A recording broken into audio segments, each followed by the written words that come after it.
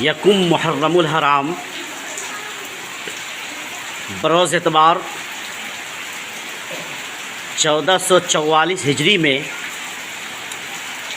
रज़ानगर उत्तरासारी चकमैसी कल्याणपुर ज़िला समस्तीपुर बिहार में मूसलाधार और शानदार बारिश हो रही है और ये बारिश किसानों को काफ़ी फ़ायदा पहुंचाएगी, इसलिए कि